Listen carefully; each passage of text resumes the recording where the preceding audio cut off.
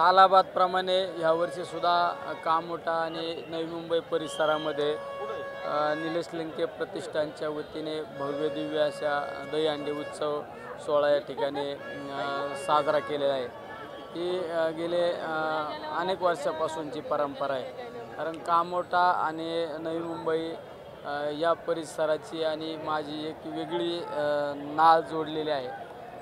विशेष करून माझ्या पारनेर तालुक्यातील असो किंवा नगर जिल्ह्यातील बहुतांश लोक या परिसरामध्ये राहतात। आमचे आंबेगाव असो जुन्नर असो त्या परिसरातील सुद्धा लोक या ठिकाणी राहतात।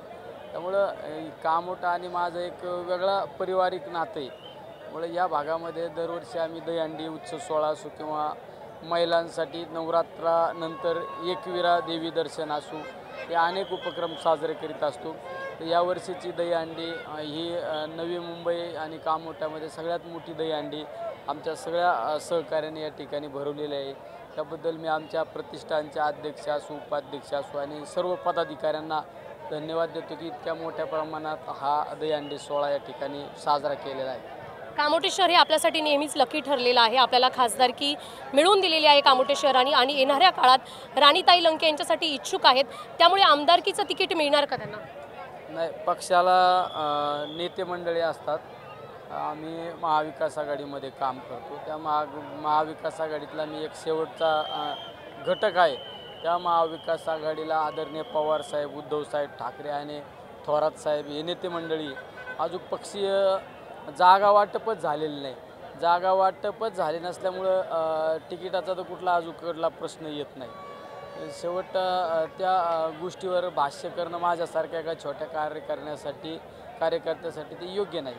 तुम्ही पाठीमागे देखील असंच बोलले होते, मात्र खासदारकीमधून तुम्ही स्वतः निवडून आलेले आहेत। येणाऱ्या काळामध्ये देखील चान्सेस दिसतात, कार्यकर्त्यांची भावना आहे तशी? नाही, कार्यकर्त्यांची भावना तर प्रत्येकाची कार्यकर्त्याची भावना असते। प्रत्येक नेत्याबद्दल एक नेत्याच्या कडेला बाजूला एक ठराविक संच असतो। त्या संचाला वाटतं की माझा नेता हा चांगल्या पदावर गेला पाहिजे आणि प्रत्येकाची भावना असते। पण निवडणुकीच्या कालखंडामध्ये वेगळे समीकरण त्या ठिकाणी आपल्याला पाहायला मिळतात। त्यामुळं निवडणुकीचं ना आत्ताचं जे वातावरण चालू याचा कुठलाही संबंध येत नाही। सध्या पाहायला गेलं तर महायुतीला धक्क्यावर धक्के बसत आहेत। लाडकी बहीण योजना देखील फेल झाली। आता सिंधुदुर्गमध्ये छत्रपतींचा पुतळा ढासळलेला आहे। अशी अनेक कारणं आहेत, ही धक्क्यावर धक्के बसतात। मग येणाऱ्या काळामध्ये शरद पवार गटातून महाविकास आघाडीला परिवर्तन घडेल का?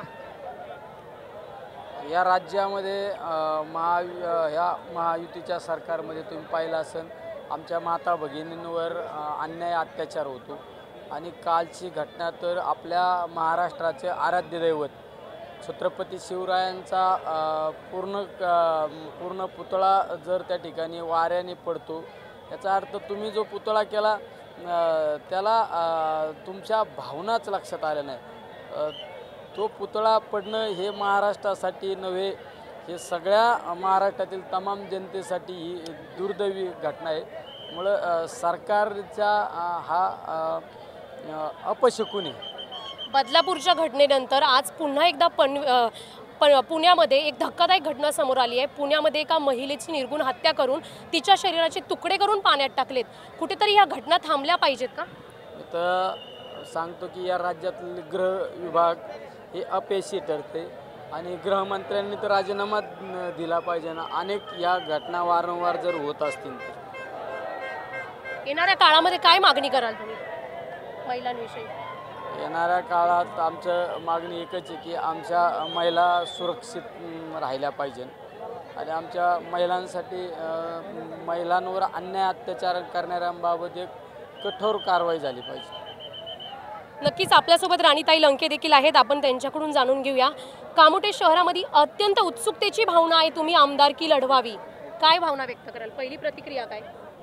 पहिली प्रतिक्रिया काय, दरवर्षीप्रमाणे दहीहंडी उत्सव हा कार्यक्रम दरवर्षी कामोठेमध्ये होत असतो आणि त्या ठिकाणी आज प्रतिष्ठानचे कार्यकर्त्यांची भावना होती का, आग्रह होता का तुम्ही सुद्धा या ठिकाणी यावं आणि एक आमच्या महिलांचा एक होममिनिस्टर कार्यक्रम म्हणून या ठिकाणी आम्ही साजरा केलेला आहे। त्यामुळे मी आज या ठिकाणी आले आणि आमदारकीचा तसं काही नाही, पक्षश्रेष्ठी जो निर्णय घेईल तो अजून काही त्याच्यावर काही निर्णय घेतलेला नाही आम्ही। पक्षश्रेष्ठींनी जर आदेश दिले, संकेत दिले तर काय करणार? आमच्यापेक्षा कार्यकर्त्यांचा अतिशय उत्साह आणि भावना येतात, त्याप्रमाणे तसं तेव्हा होईल। आज इथे पेढे तुला कार्यक्रम सादर करण्यात आला, लंके साहेबांच्या संदर्भात तो होता. काय भावना आहे कार्यकर्त्यांविषयी? कार्यकर्त्यांच्या अतिशय चांगल्या भावना असतात आमच्याविषयी, कारण आमचे कुटुंब आम्ही एक नवी मुंबई, कामोठे, घनसोली, ठाण्यात आमचे पार्टनर रहिवासी या ठिकाणी मुंबईमध्ये राहतात आणि अतिशय उत्साहाने ते आमच्यासाठी हे करत असतात. का त्यांचा एक उत्साह असतो का खासदार साहेबांसाठी काहीतरी करायचं आणि त्या ठिकाणी आज त्यांनी एक दहीहंडी उत्सवानिमित्त त्यांच्या एक स्वामी समर्थाच्या मंदिरामध्ये त्यांनी आज या ठिकाणी पेढे तुला केली. तुम्ही पारनेरकर रहिवासी बोलले, त्यात विशेष म्हणजे कामोठं शहर पण येतं. अनेक मराठी बांधव आहेत. मराठा आरक्षणाचा मुद्दा हा कुठेतरी उंबरठ्यावर येऊन पडलेला आहे आणि कुठेतरी मराठा आरक्षणाला धक्का बसतोय. आरक्षण मिळेल का? येणाऱ्या काळामध्ये एक महिला म्हणून तुम्ही काय मागणी कराल? खरोखरचं मराठा आरक्षण हे झालंच पाहिजे, कारण एक मराठा समाजाला कधी न्याय मिळत नाही.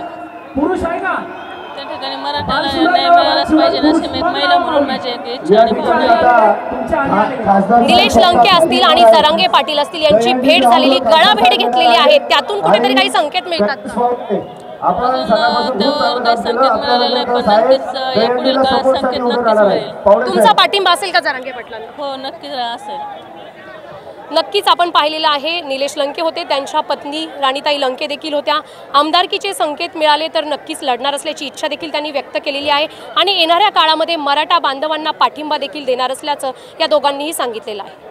कॅमेरामॅन नितीन जाधवसह शिल्पा नरवडे, पुढारी, नवी मुंबई.